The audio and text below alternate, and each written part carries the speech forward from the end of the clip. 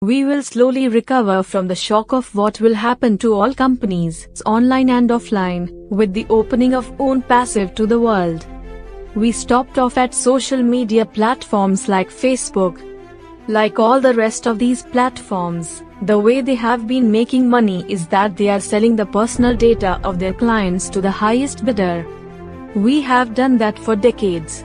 ONPASSIVE will not be taking any data and selling it to the highest bidder. It starts out with the CEO of ONPASSIVE, Ash Mufareh. He has taken ONPASSIVE to a level that will not be reached by any other company.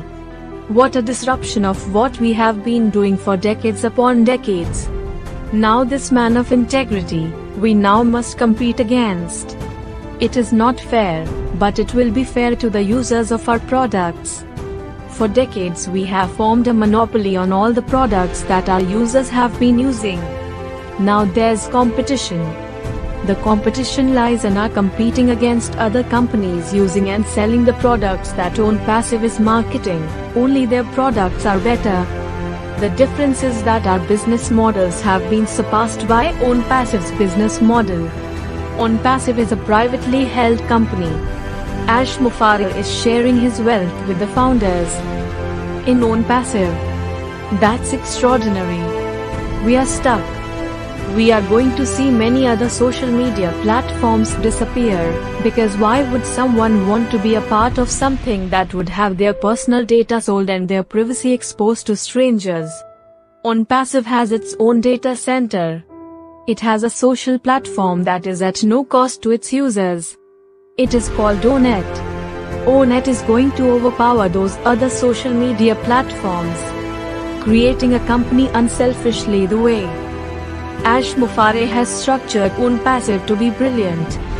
The social media platforms, must make as much money as possible because ONPASSIVE is going to take a massive amount of business away from all these social media platforms. Wow!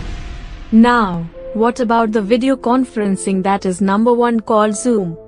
Zoom has formed an incredible market because it filled the need that was created when the pandemic started. They did about $2.8 billion last year. The global video conferencing market size was estimated at $6.28 billion in 2021 and is expected to reach $7.71 billion in 2022. According to Fortune Business Insights, the global video conferencing market size is projected to reach $14.58 billion in 2029.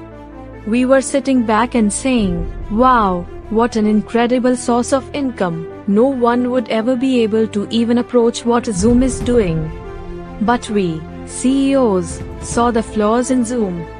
First of all, there was a limited amount of people who could connect to Zoom when it came to video conferencing. If you wanted more, you had to pay an expensive rate. We were using Zoom to do a lot of our business because the pandemic struck and a lot of companies had been leaving the brick-and-mortar business and having the employees work at home. But guess who was paying attention to what was happening with Zoom? Ash Mufareh, that's who. ONPASSIVE developed a platform that is rivaling Zoom. ONPASSIVE took all the negatives that made Zoom unattractive out of its product. ONPASSIVE as we speak now has a product called DoConnect. We do not know very much about this platform because there is not enough information. What we have been able to hear is that DoConnect will overtake and take most of the business when it comes to video conferencing. That's all we know. Warning to all of those video conferencing companies, watch out for ONPASSIVE and DoConnect. We thought that this day would never happen, but it is going to.